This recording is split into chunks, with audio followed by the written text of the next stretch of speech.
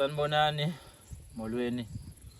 Undaba ezinhle lokhulumayo ophinde aziwe ngelika King Nuba. Abanye bangazi ke bakwethu, abanye abangazi. Abanye basazongazi mase kufika isikhathi. Bakwethu ngize la ngizobonga ukuthi ninginikeze isupport engiyideservayo. Sonke lezi sikhathi nginani ngivelile kunina. Baningi ababethi ngiyofika bese kuyaphela kanjalo ngenkosi, kodwa namanje ngisekhona, ngisazizwe nezwana ngisazidla ngalo ithalente lami lele ngaliphiwa, kuyashutha ngilitholelanga. That's why ngisaphusha namanje ngoba into yemithi iyaphelela. Uba ngangifike ngemithi nami ngaba ngaxabana nenyanga, ngaxabana nani kwaphelelo engangikwenza ngoba kuyisiphiwo ke esivele emazulwini. Namanje ngisekhona, ngiyethembisa ukuthi ngizoqhubeka ngibe khona futhi ngoba isiphiwo kwakuthi asipheli, asithathwa umuntu uze uhambe uye emazulwini naso. Ngiyabonga kakhulu ke kunina beningisupporta unyaka nonyaka, isikhathi nesikhathi. Ngiyabonga. Besegejana ke nabanye bakwethu endleleni ngenza abangakuthandi. Lokho bengingakwenza ungakuthandi, uxole ngani yakwethu, awuzongithanda mangenza konke, kodwa bakhona abakuthandayo mhlawumbe bengikwenza wena lokho ungakuthandi ngoba sithanda izinto ezingefani.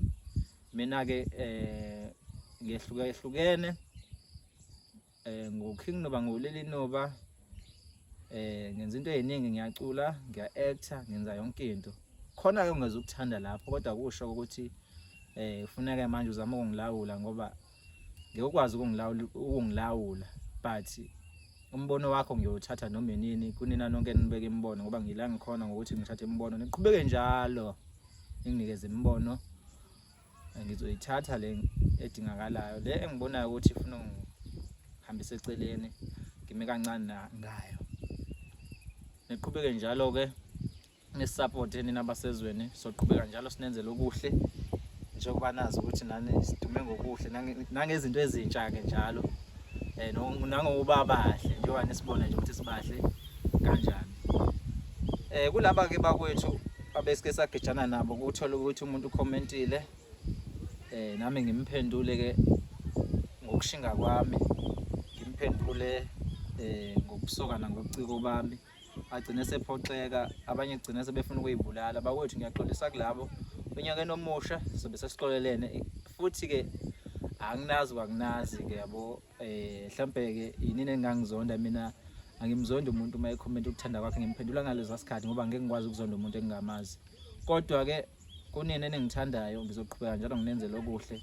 Nina enizamayo ukungiwisa, ukungikhiphela ecaleni, nizame bakwethu mhlawumbe ke nilungele eminyakeni eyi-50 ezayo ngoba senike nazama nehluleka. Njalo makufika abantu abazenza mina nizama ukubakhuphula ngegama lami, nizama ukuthi bona benza kangcono kunami, baphelele endleleni. Ngiyanikhuza ke lapho ukuthi nikiyeke lokho ngoba niyabagqilaza abantu, nibagqilaza kakhulu. Umuntu ethe efike eza kahle nigcine senimqhathanisa nami, kanti mina ngiyiphiwe lento.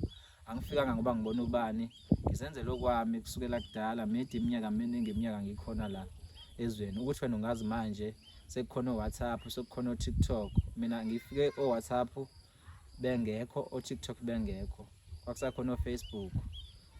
Ngingakenziwa lento ukuthi kwenziwe le trend yabo, kade ngayiqala lento. Ukuthi wena ungazi manje ke kusazokuthatha isikhathi ukwamukela ukuthi ngikhona ngomuntu wasezweni. Futhi if ufuna ngiwe bakwethu usazokwephuka inhliziyo.